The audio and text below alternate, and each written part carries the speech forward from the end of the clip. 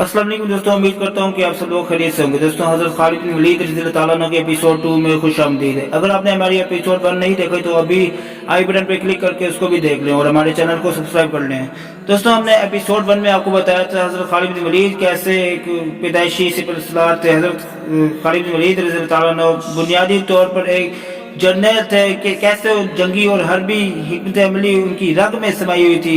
मैंने आपको पिछली वीडियो में बहुत कुछ खालिद बिन वलीद रज़ियल्लाहु ताला अन्हु के बारे में बताया, तो उस वीडियो को जरूर जाकर देखें। तो आज की इस वीडियो में मैं आपको हज़रत खालिद बिन वलीद रज़ियल्लाहु ताला अन्हु के बारे में बताने जा रहा हूँ, एक मार्के के बारे में। तो वीडियो को अंत तक देखिएगा और इस चैनल को सब्सक्राइब कर दें और साथ में बेल आइकन को भी दबा दीजिए।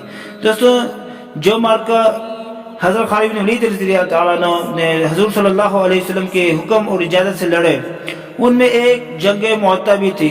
जंग मुअत्ता के बारे में एक अहम बात यह है कि हज़रत ज़ैद बिन हारिसा ने इस लश्कर की क़यादत की। हुज़ूर सल्लल्लाहु अलैहि वसल्लम ने पहले ही बिशारत दे दी थी कि अगर ज़ैद रज़ियल्लाहु ताला अन्हु शहीद हो जाएं तो जाफिर रज़ियल्लाहु ताला अन्हु इल्म संभाल लें, और अगर जाफिर रज़ियल्लाहु ताला अन्हु भी शहीद हो जाएं तो फिर अब्दुल्लाह बिन रवाहा रज़ियल्लाहु ताला अन्हु उनकी जगह परचम उठा लें, और अगर वो भी शहीद हो जाएं तो फिर मुसलमान जिसको चाहें अपना अमीर मुंतखब कर लें।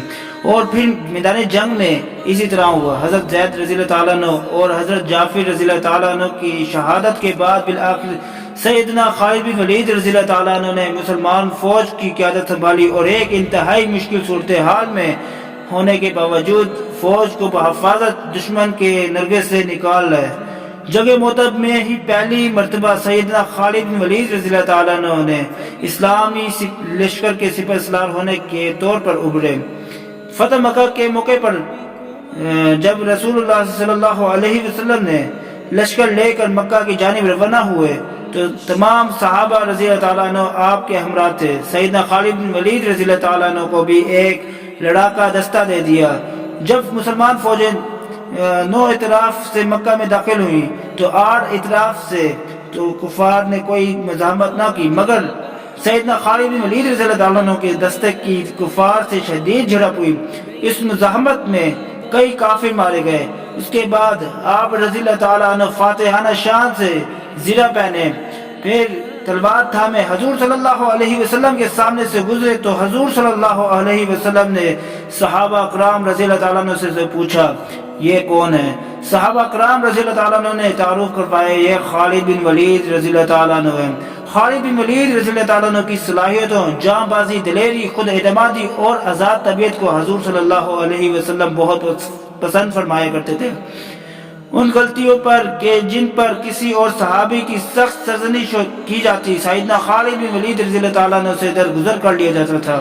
फतह मक्का के मौका पर हजूर सल्लल्लाहु अलैहि वसल्लम ने मना फरमाया था कि कोई झड़प ना हो।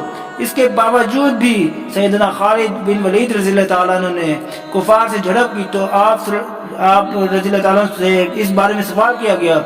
उन्होंने फरमाया कि या रसूलुल्लाह सल्लल्लाहु अलैहि वसल्लम, उन्होंने हम पर हमला करके हमें लड़ने पर मजबूर किया।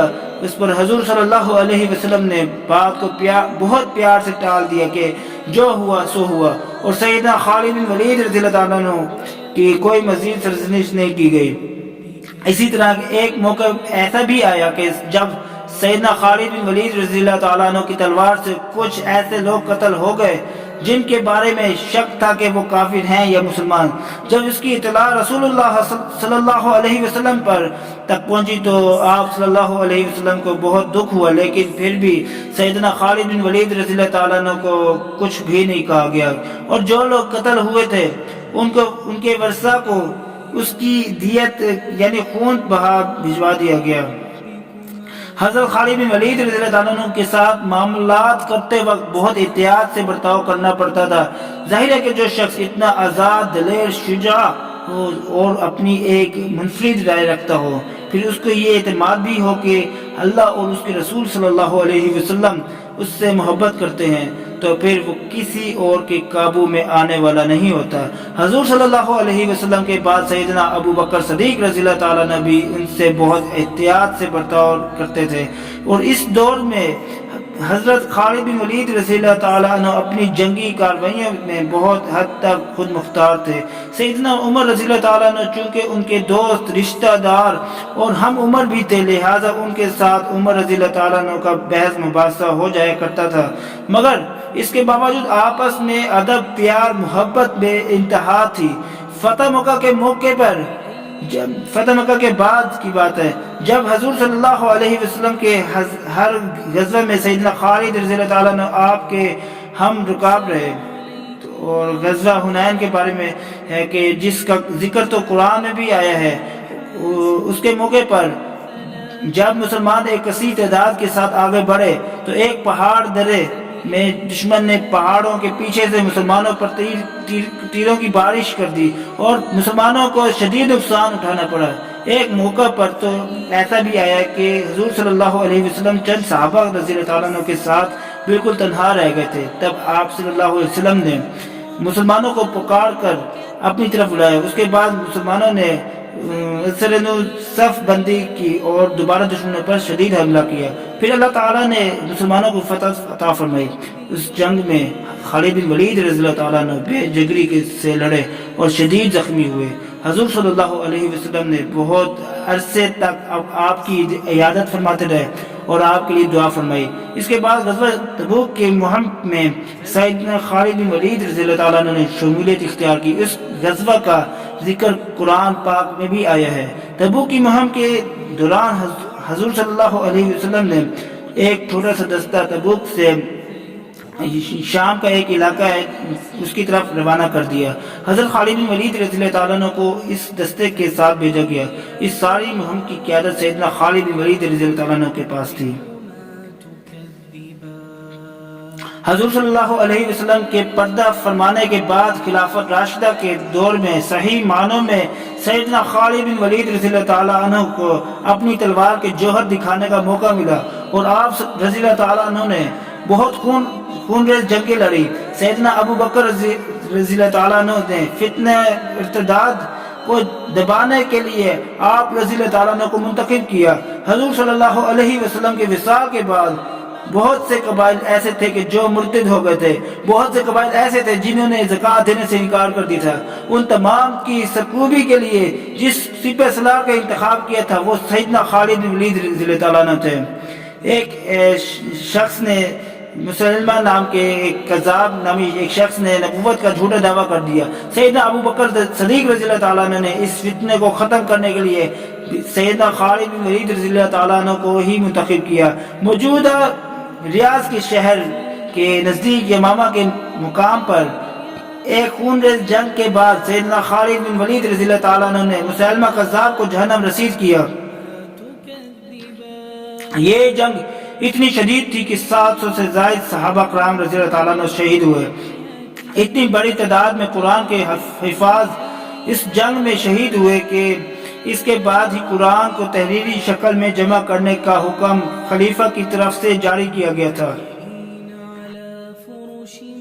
حضور صلی اللہ علیہ وسلم نے سیدنا خالد بن ولید رضی اللہ تعالیٰ عنہ پر جو نگاہ کرم فرمائی تھی اور اس کے بعد جو کامیابی ان کو میدان جنگ میں حاصل ہوئی تھی، اس سے سیدنا خالد بن ولید رضی اللہ تعالیٰ عنہ کو اتنا اعتماد ہو گیا تھا کہ اب دنیا کی کوئی طاقت ان کے آگے ٹھہر نہیں سکتی۔ ان کے یقین کا اندازہ اس بات سے کیجئے کہ جب انہوں نے ایران کے بادشاہ کو خط لکھا تھا اور بہت اعتماد سے اس کو کہا کہ اسلام قبول کر لو یا سرنگوں ہو کر جزیہ دے دو، یعنی ورنہ تمہیں پتہ نہیں ہے کہ کیا چیز تمہارے پاس آنے والی ہے اور کیا چیز تم سے ٹکرائے گی۔ جو لوگ میں تمہاری طرف لے کر آ رہا ہوں وہ موت کو اتنا ہی عزیز رکھتے ہیں جتنا تم اپنی زندگی کو۔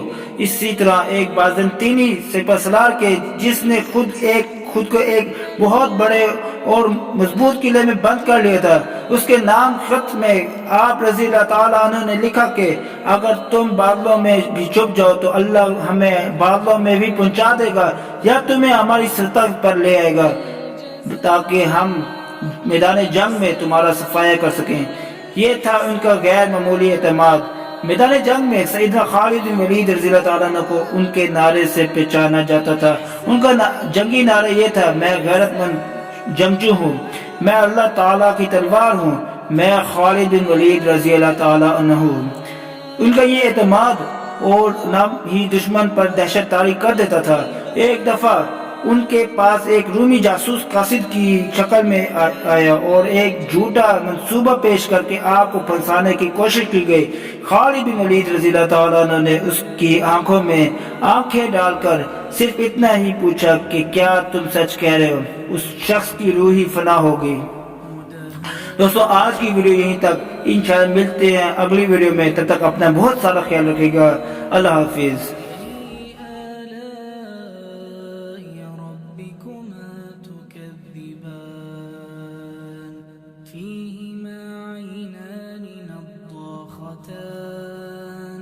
فبأي آلاء ربكما تكذبان فيهما فاكهة ونخل ورمان فبأي آلاء ربكما تكذبان